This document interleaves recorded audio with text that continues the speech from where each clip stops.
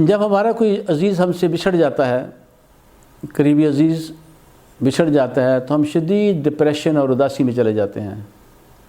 اور ڈپریشن میں یہ دنیا کی سب سے بدترین بیماری ہے۔ ڈپریشن دنیا میں کسی بھی بیماری میں خودکشی نہیں ہے، لیکن ڈپریشن کے اکثر مریض خودکشی کی کوشش کرتے ہیں۔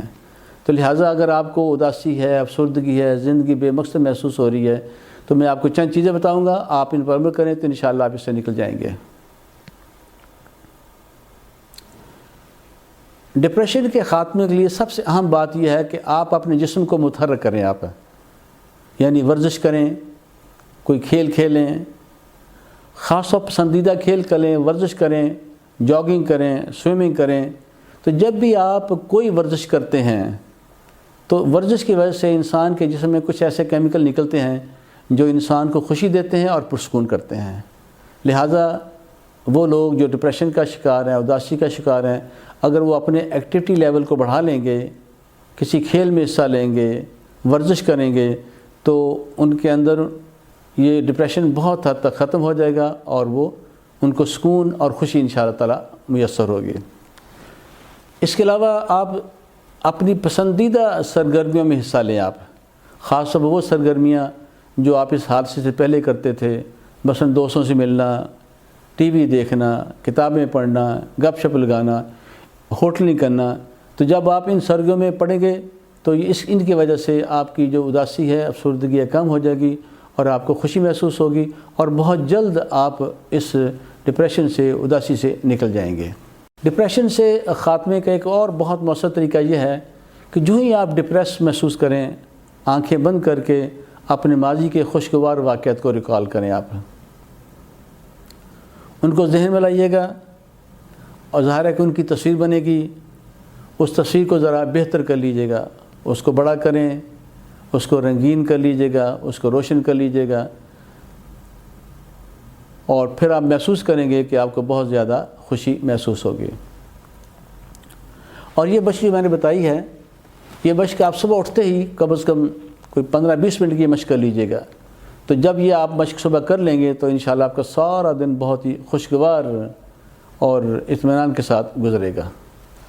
ظاہر ہے کہ بہت سے لوگ اس حادثے کے بعد پریشانی کا شکار ہیں، اور اس حوالے سے ہمیں ایک بات ہمیشہ ذہن میں رکھنی چاہیے کہ آپ کو جو بھی پریشانی آئی ہے یہ دنیا کی سب سے بڑی پریشانی نہیں ہے، حالات اس سے بھی خراب ہو سکتے تھے۔ تو لہٰذا آپ اپنے رب کا شکر ادا کریں کہ حالات اس سے زیادہ خراب نہیں ہوئے ہیں، اور جب یہ بات آپ کے ذہن میں رہے گی تو انشاءاللہ تعالی آپ پریشانی سے نکل جائیں گے اور آپ پرسکون ہو جائیں گے۔ اور اگر آپ کو کوئی پریشانی ہے تو آپ یہ بھی سوچیں کہ آپ اکیلے پریشان نہیں ہیں، بہت سے دوسرے لوگ بھی پریشان ہیں، بلکہ ان میں سے بہت سے لوگ ایسے ہیں جن کی پریشانی آپ کی پریشانی سے زیادہ ہے۔ تو جب آپ اس انداز سے سوچیں گے تو آپ فوری طور پر پرسکون اور ریلیکس ہو جائیں گے۔ یہ بات بھی آپ ذہن نشین کر لیجئے گا کہ رنج و الم مومن کے لیے ایک بہت بڑی نعمت ہوتے ہیں، اور یہ اس کے گناہوں کا کفارہ بن جاتے ہیں۔ اللہ کے نبی کی حدیث ہے کہ جو غم میں مبتلا ہوا، دکھ میں مبتلا ہوا، اللہ تعالیٰ اس کے سارے گناہ معاف کر دے گا۔ اگر ہم یہ بات ذہن میں رکھیں گے تو ہم فوری طور پر پرسکون ہو جائیں گے۔ ایک اور بڑا اچھا طریقہ یہ ہے کہ ہمیں غم اور دکھ کے حوالے سے ہمیں صبر کرنا چاہیے، اللہ کی رضا سے راضی ہو جانا چاہیے۔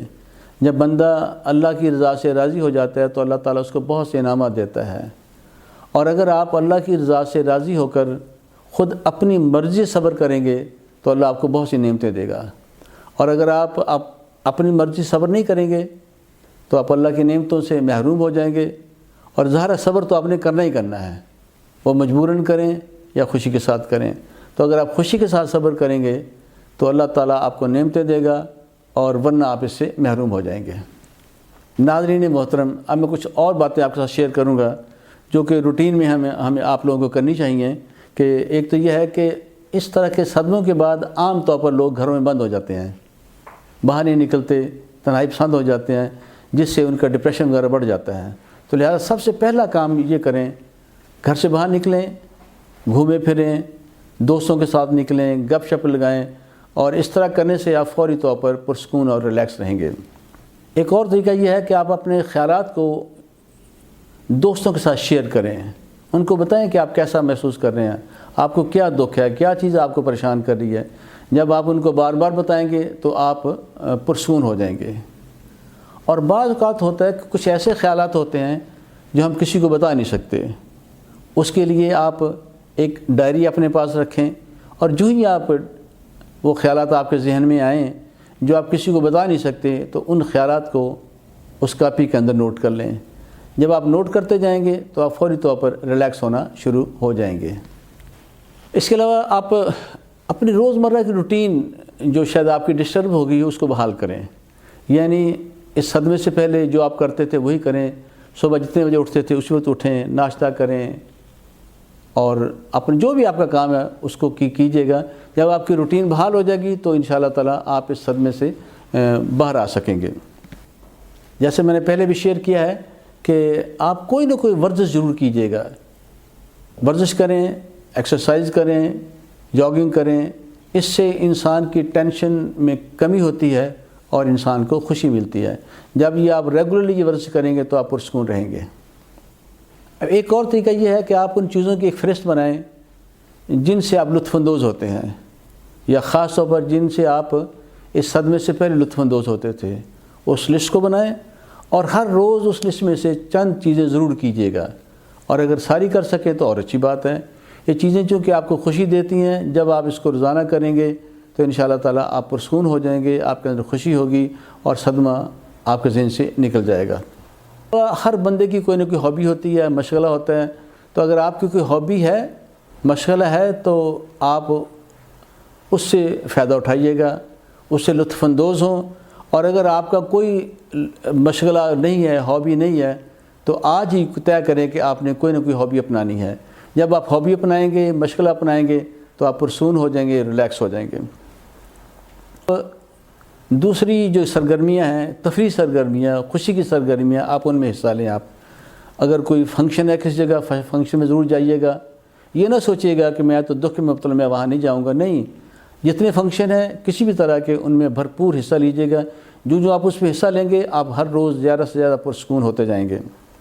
اور ایک اور بڑا اچھا طریقہ یہ ہے کہ آپ اچھی اچھی کتابیں کا مطالعہ کریں، خاص طور پر سیرت النبی کا مطالعہ کریں، خاص طور پر سیرت کا وہ دور جو مکی دور تھا جس میں اللہ کے نبی نے بڑی مشکلیں اٹھائیں، اس دور کا مطالعہ کیجیے گا، وہ آپ کو پرسکون کر دے گا۔ اس کے علاوہ آپ یہ مزاحیہ کتابیں جو ہیں یہ پڑھیے گا، جو بھی آپ کو پسند ہے۔ اس میں بہت سے لوگ ہیں، مشتاق یوسفی صاحب ہیں، اور جو بھی لوگ آپ کو پسند ہیں ان کی کتابیں حاصل کیجیے گا اور ان کو پڑھیں گے۔ جب ان کو پڑھیں گے تو آپ کو خوشی ملے گی تو آپ ریلیکس ہو جائیں گے۔ اگر آپ نے اپنی روٹین شروع کر دی ہے، دوبارہ کام کرنا شروع کر دیا ہے، تو مسلسل کام نہ کریں، بلکہ ہر 2 گھنٹے کے بعد آپ کو 15-20 منٹ ضرور بریک کریں، ریسٹ کریں۔ اس سے یہ ہوگا کہ آپ مصروف بھی رہیں گے اور آپ ایگزاسٹ نہیں ہوں گے اور آپ ڈسٹرب نہیں ہوں گے، تھکیں گے نہیں۔ اسی طرح خواتین سے کو یہ مشورہ ہے کہ وہ بھی اپنے آپ کو گھر کے کاموں میں مصروف رکھیں، لیکن وہ بھی درمیان میں وقفہ ضرور کریں، ہر 2-3 گھنٹے کے بعد ریسٹ کریں، اور اس میں اس وقت کو اچھے انداز سے وہ گزاریں۔ اس کے علاوہ اپنے ہمسائیہ عورتوں سے گپ شپ لگائیں، زیادہ سے زیادہ گپ شپ لگائیں۔ جب زیادہ گپ شپ لگائیں گے تو وہ پرسکون ہو جائیں گی اور وہ ریلیکس ہو جائیں گی۔ اس دور میں آپ کوشش کیجیے گا کہ آپ کمپیوٹر اور ٹی وی کا استعمال کم سے کم کریں، اور اس میں ایسی چیزیں دیکھیں جو خوشگوار ہوں، مزاحیہ ہوں، جو آپ کو سکون دیں، نہ کہ دکھ دینے والی چیزیں۔ یہ بہت اہم ہے، اگر آپ دکھ دینے والی چیزیں دیکھیں گے تو آپ اور زیادہ دکھی ہو جائیں گے۔ اس کے علاوہ دوسرے لوگوں کے کام آئیے گا، ان کی مدد کریں۔ جب بھی ہم دوسرے لوگوں کے کام آتے ہیں، دوسرے لوگوں کی مدد کرتے ہیں تو ہم پرسکون ہو جاتے ہیں۔ اور ایک اور آخری چیز ہے، آخری سے پہلے بلکہ اس دوران آپ کوشش کریں کہ کافی، کوکس وغیرہ، چائے وغیرہ کا کم سے کم استعمال کیا جائے۔ اب میں آرمی پبلک اسکول کی انتظامیہ سے گزارش کروں گا کہ اب بچے جب ان کے اسکول میں آئیں گے تو بہت سے بچے خوفزدہ ہوں گے، کلاسوں میں نہیں جائیں گے، ڈریں گے، اور ان کے لیے پڑھنا مشکل ہو جائے گا۔ لہذا اب ان کے لیے ضروری ہے کہ وہ کلاس میں بہت سی آسان چیزیں پڑھائیں، کم سے کم پڑھائیں، اور یاد کرنے پر زیادہ زور نہ دیں۔ دوسری چیز یہ ہوتی ہے کہ جب بچے گھروں میں جائیں تو ان کو زیادہ ہوم ورک نہ دیا جائے۔ اگر زیادہ ہوم ورک دیا جائے گا تو بچوں کے لیے اس صدمے کے اثرات سے نکلنا مشکل ہو جائے گا۔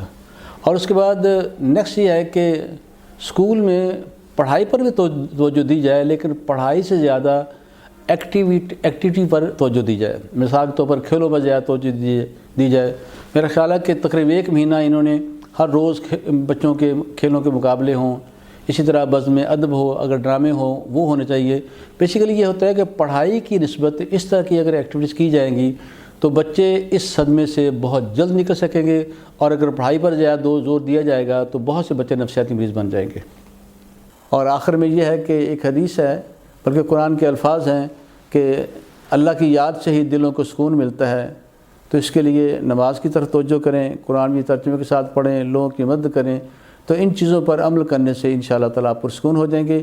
یہ جو میں نے ٹیکنیکس شیئر کی ہیں بیسیکلی تو ہم نے یہ جو متاثرین صدمہ پشاور کے حوالے سے ہیں، لیکن یہ ٹیکنیکس کسی بھی صدمے کے حوالے سے، وہ کوئی ریپ ہے، کوئی ڈاکہ پڑا ہے، یا کوئی دہشت گردی ہے، سیلاب آیا ہے، طوفان آیا ہے، زلزلہ آیا ہے، ان تمام صدموں میں ان ٹیکنیکس پر عمل کیا جا سکتا ہے، اور یہ فوری طور پر آپ کو اس صدمے سے باہر نکال دیں گی۔